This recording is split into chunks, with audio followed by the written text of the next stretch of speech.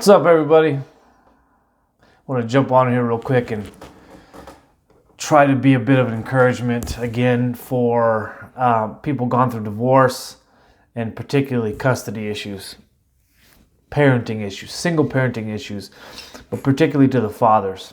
There's lots of reasons for that. Anyway, I haven't seen my son in 13 days.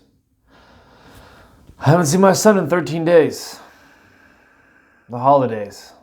So he's on a different schedule than normal, and I don't have him for this amount of time.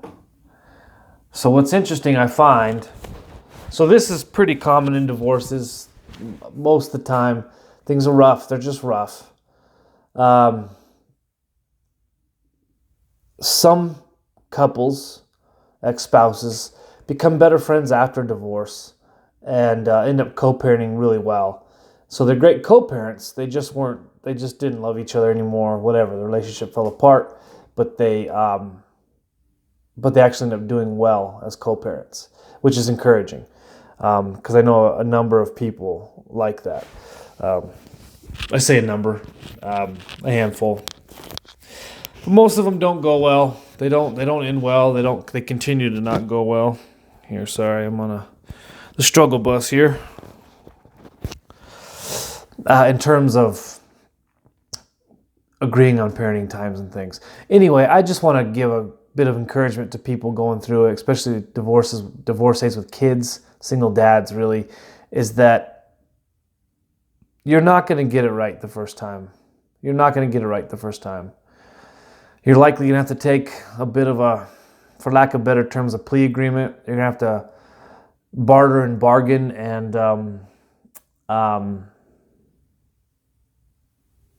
how would you say? You're going to have to barter like a convict to get out of a crime, as it were, to being divorced, being a father, particularly a father. So you're going to take a lot of L's, and you think your parenting plan is going to work. You think it works good for you. You think it benefits you and your children. And then you get into it a year or two, and you realize, like, that was not a good deal for myself and my children. And so that's something you got to keep in mind. You're not going to get it right the first time. The paperwork's not going to be right the first time. It's definitely not going to favor you as a father. And you have to rehash things out. And I think something that people just don't know until you go through it is you're never divorced. There will be things that keep coming up if you have children together, and it's just going to continually be there. And you do good for 6 months, 8 months, a year, maybe a couple years, and then something else comes up, and it's like you have other things to look at. I'm in a really somber mood right now because I've missed my son. I haven't seen him for almost 2 weeks, right? Which I should be thankful. I know a lot of dads don't get to see their kids at all. So I wanted to address two things, though. Really fast video. 50-50 custody. 50-50 custody.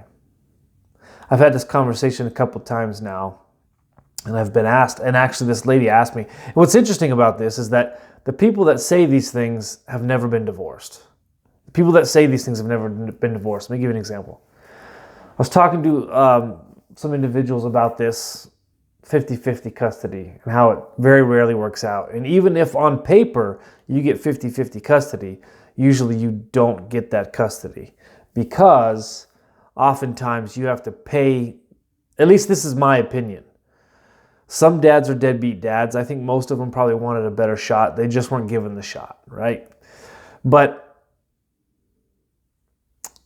you have to pay someone to divorce you, and you have to pay them continually. And so because you have to pay extra funds for somebody to divorce you and to take your kids, you have to work more so that you can continue paying the other person. These things are changing. It's 2022, and even though it's still definitely lopsided, If you are a woman and you're making more money than the husband, there are possibilities that you have to pay money to him instead of him paying to you.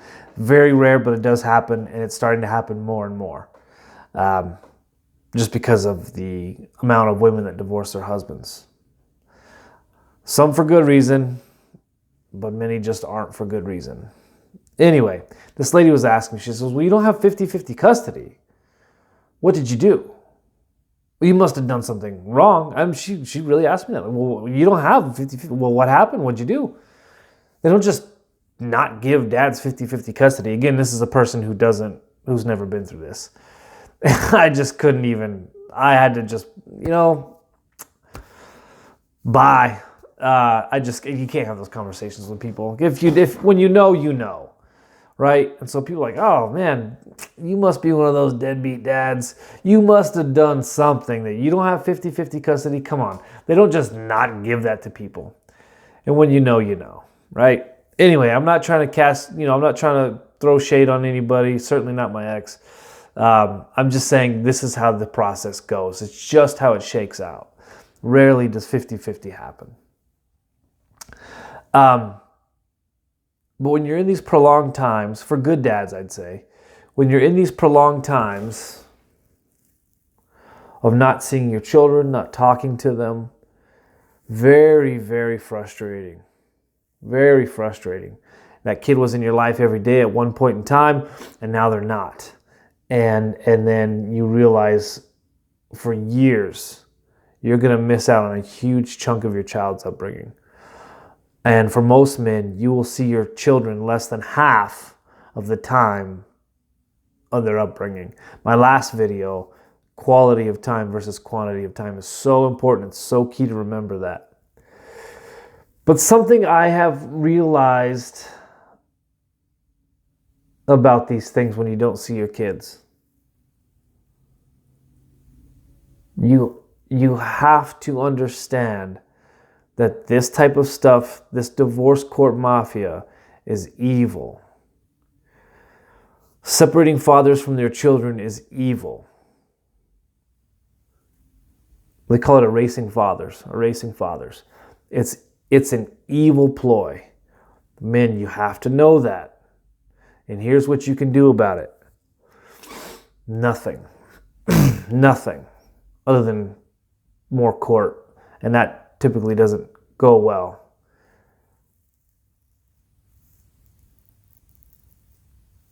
But this type of stuff will make a man out of you. It'll teach you the fruits of the Spirit like you've never known. Patience. Waiting. Resting. Praying.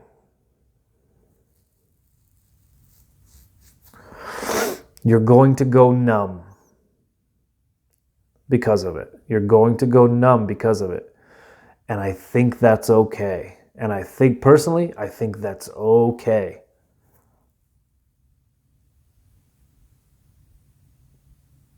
Call it what it is. Call it what it is.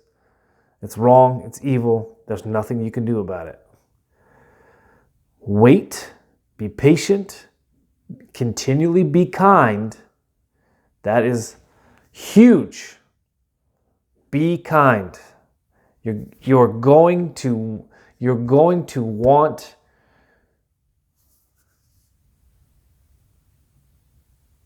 it doesn't make any sense. It doesn't make any sense. And it's going to damn near drive you mad. Be kind. Be kind. Be patient. Wait. Trust.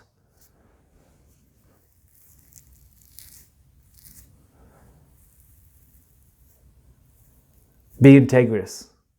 Be integrous. Again, these conversations to me are fascinating. I know they're very unsexy topics and people don't like to talk about it, but to me, they're amazing.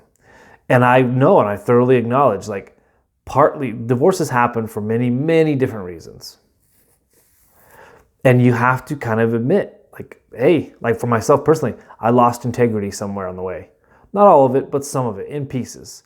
I'm part of the problem. I contributed to my divorce. I hate it when guys talk about this stuff and, oh, my ex is a narcissist and all that crazy bitch.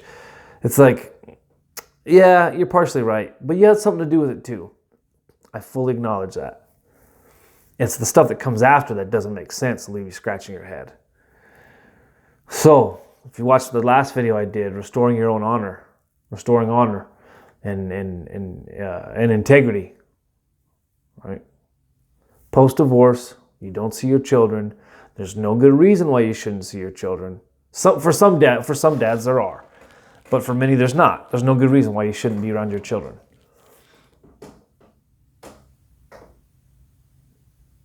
Sit in your honor and wait.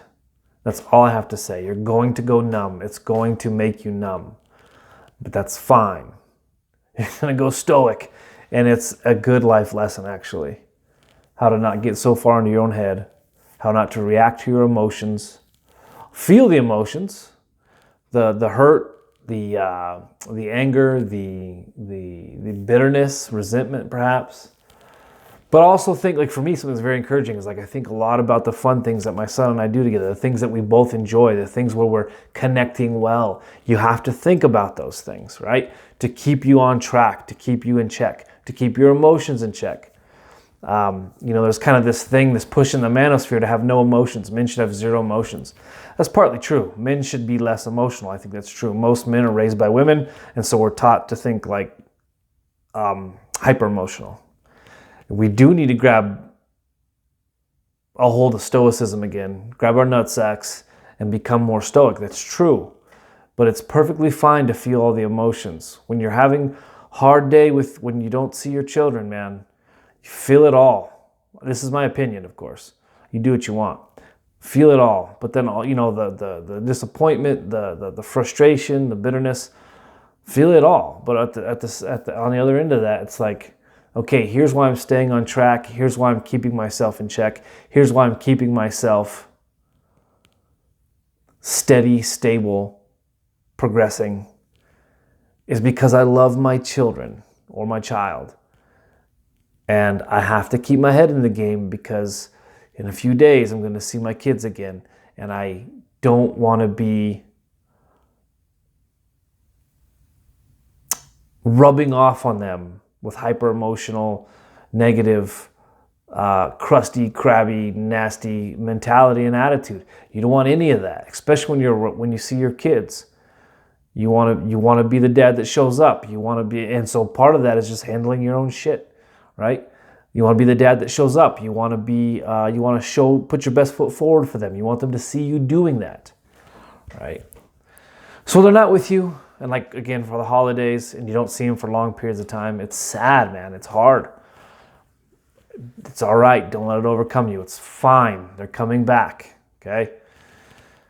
And you're gonna show forth. You're gonna shine forth. You're going to show the best parts of you to your children, and they're gonna see you doing that and handling yourself well and self-regulating. Right? This is fantastic to live an example to your children. Sit in your honor, sit in your integrity, and wait. But there's nothing else you can do. Again, really unsexy topics. I understand that, but I am trying to, for the guys that really have a hard time, they want to be fathers, but their time is so limited. And there's so many stipulations. I see why so many men do not stick around for this. You are governed by the government. You think it's bad at being a single person or a married person. Try being a single dad that wants to stay in the kid's life. You are governed. It's all worth it. It's all worth it. In my opinion, it's all worth it. Put up with all the BS. Divorce will make a man out of you. Single parenting will make a man out of you. This isn't a bad thing. This is a good thing. Take the losses where you need to, and then really stick up for yourself in your relationship with your kids where you need to. Anyway, 50-50 custody. If people are like, oh, well, you must have done something. Something must have happened that you don't have 50-50 custody. Usually that's not the case at all. Usually it's more conflict with work and having to pay the other person finances. So you don't have the time for 50-50 custody because you have to pay somebody else. right? Usually to leave you, and then it just hardly works. I've talked to a few people that works well, and some people, like I said, they're better friends after divorce and they co-parent really well. But for a lot of divorcees, I have so many stories. I could tell so many people that I talk to and that I know personally, they never ended up with 50-50. And it had to do more with work schedules and things like that than anything else. It doesn't mean they're a bad parent at all. But then for the rest of it, again, feel your emotions. It's hard when you want to see your kids and you can't.